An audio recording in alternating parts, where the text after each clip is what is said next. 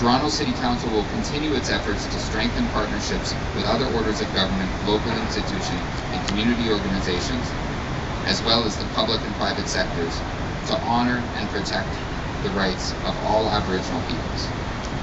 Now therefore, I, on behalf of Toronto City Council, do hereby proclaim June 21st, 2012 as National Aboriginal Day in the City of Toronto. Thank you.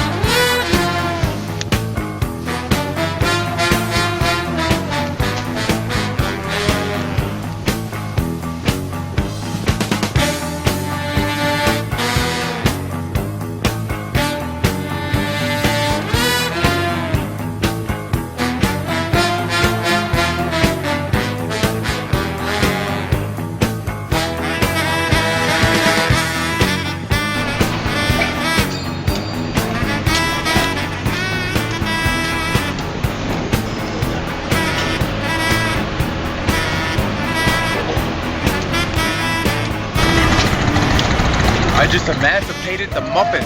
Happy Aboriginal Day. It's Aboriginal Day here in the city of Toronto, and we're freeing the Muppets from city officials to feed not only our people but all people. We gotta come up with creative ways to be hunters in this modern time. So free the Muppets.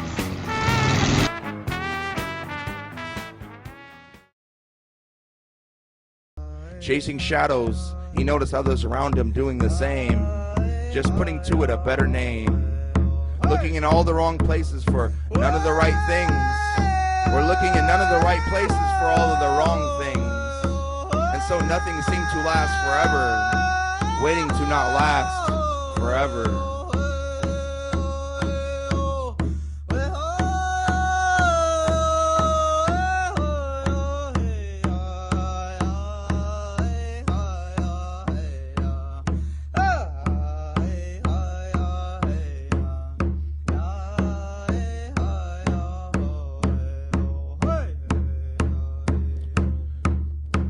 Because they felt like kings working for peasants as slaves. The empire tried to keep out the medicine sun rays and perpetuate living in the last days. But spirit life is forever, for always, no matter how high they pile the graves. Mother Earth's 26,000 years cyclic melody, her silent sound memory, more powerful than anything they can create to harvest their energy. It's not wrong or right if we can just learn to let us be. And that even includes me. She will live on, but the question is, will we? Everyone's waiting their saviors by looking through the mirror like windows, forgetting to recognize themselves as their own flower-filled temples. If your phone doesn't ring, it's me. I'm a perfect 10 on a scale of 100.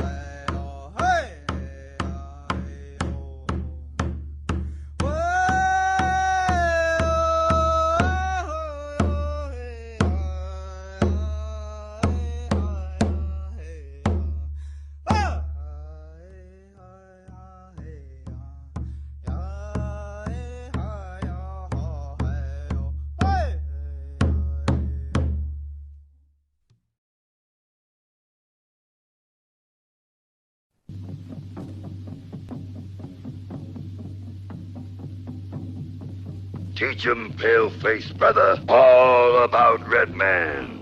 Good. This should be most enlightening.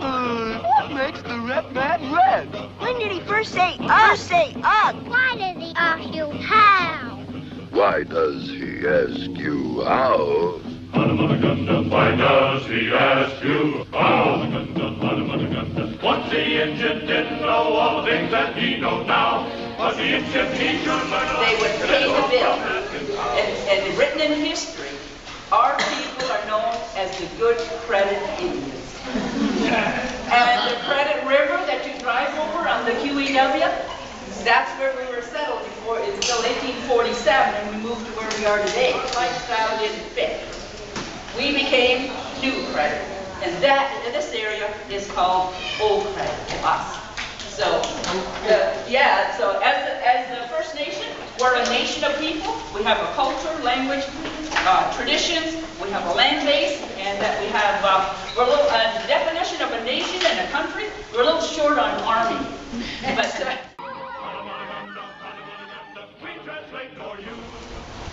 Please, can I talk to you for a minute, please? Yep.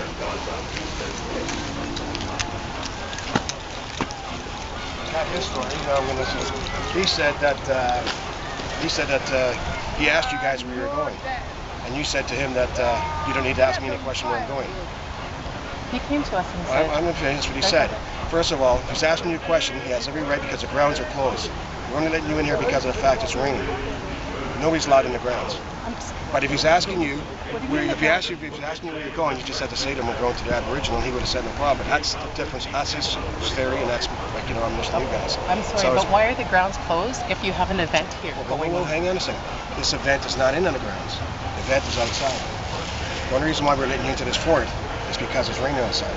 This event is supposed to be out there in front of the fort. And because of the fact that it's raining, we're letting people go into this fort. Okay, well then, if the rules are that he's asking you why you come into the fort, you need to know because of the fact. That's okay. Because it's it's not what he said. It's the way he said it. And the thing is, he's like standing like this, you know. And he's like, you can't stand. So you put that away, and he's blocking the way. Put that away, please. He's blocking the way. And how could he say? How could he tell us? You don't have every right to record anything. No, you don't. But why? Why not? But anyway. Anyway, so he came to us and asked us, what, like, when you know, and it's like, you don't and then have, he tries to call us on after we said to him, why are you talking to like that? It's like, you told us where it is, we're going in. What's the problem now? That's right. Like, what's the problem now? Like, we're going to where we're supposed to be going. The woman standing at the door told us where to go, so we're walking. He's like, he goes, and he's like, then he's calling you to tell you to tell us we can't get in.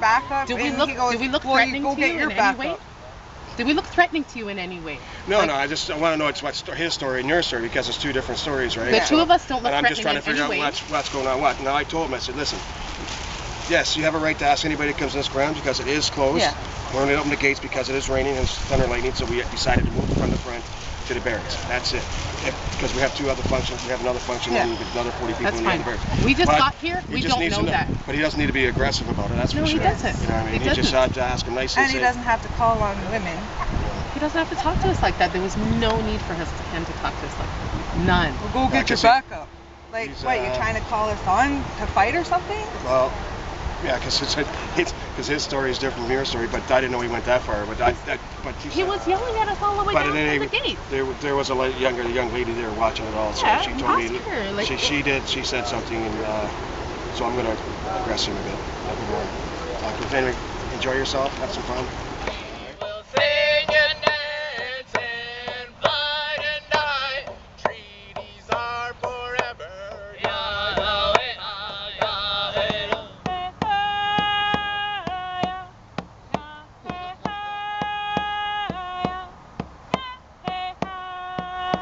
A security guard at the gate is not going to let us in, so we kind of questioned his manner and his speak to us, and so then he called for backup. Me and my friend here walking in our skirts, just all, we must have been looked all rebellious to him. Looked like, I don't know what he thought we were going to do coming into this fort, but you know, he called for his backup, called his supervisor to come and escort us off the property, because clearly we didn't know how to behave coming to a fort, because he was the person that was in charge, and he got to say who came and went. So we just told him in not enough few words that he had no say, and we were invited guests here, and we came to be here for the events here, and he just called us on like he wanted to fight us. So other people that worked here told us where we had to go, so we started walking in, and he started asking us, where were we going? Why are we running away? It was like, as he's like, why we're going and got my supervisor, why are you running? And we're like, we're not going in, like, where you, he's like, so I said, you're calling for backup? What do you need to call for backup for? He goes, well, where are you going? He's like, well, you gonna get some backup? I was like, yeah, we are gonna get our backup. I guess what happened here, in the building over there was that the people that we had come with. Which building? The Blue Barracks. It's way over there. The Blue Barracks. We were told that there was a powwow, and when we went in there was not a powwow. It was a demonstration, and for some people, like us, that we thought we were coming to participate in a cultural activities. Yeah, same with us. It was not a cultural activity at all. Yeah. It's a showcase. Yeah, it's a show. Aboriginal Day very much seemed not, it's supposed to me, it feels like a show. For me, yeah, that's just my own. I guess, yeah, I'm in the same boat. Like it's not our people celebrating our culture. Now it's like exposing our culture, and it almost seems like selling out.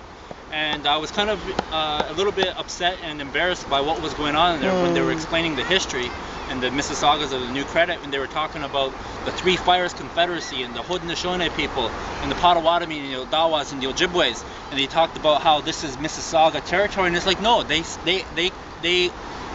surrendered their land. And this is exactly what is happening to us right now. They are asking us for our absolute surrender. They absolutely surrendered this. So now it's like they bring in the showcase about how we have to ask the Mississaugas to come in and be on their territory, but they surrendered it. They absolutely surrendered it. So now now we have to ask, like, in my opinion, people that own Toronto now, And so anyways, like, this was kind of. So what do you see around? Who owns Toronto where we are right now? What do you see around? I see a lot of concrete jungle here. Condos, new condos being built? New condos, everything going, like Did you know that in the two condos behind you, there's one being built, they found some there's an archaeological site at the bottom of it. Yeah, and see, that's the interesting thing about it, because like now that they have given up absolute surrender to all the title, to the water, to the land, if they had not given up that absolute surrender, they would have the ability to go over there and shut that thing down. But now they absolutely surrendered it. They accepted $100 and something million. And again, we know that we can never see these lands replaced, but through dealing with Canada as a nation-to-nation agreement, original agreement that we have with them, we're supposed to have protocols and policies that represent these belts and agreements. So there's a lot of unoccupied common land that could be transferred for this, but their policies say, no, here's your money, you can buy from private landowners, and this is what we're speaking up against, and you guys know our cause. And like, a lot of history within this day kind of seems focused on culture, and whatever history it is, it's kind of what Canada wants to air. These forts were very integral to our people and our alliances, and with these belts, these nation-to-nation agreements, we were allies with the British, and they seem to forget about that. So our ancestors, with our Coldwater and Arrow Street, our Anishinabek people, where my community, where I'm from, this is one of their places that they'd stop and meet with their British allies. So it was pretty important to us as well. And the Mississauga Nation was here telling how they went through a land claim settlement and they surrendered Toronto. And again, you know who we're about, what we're about. And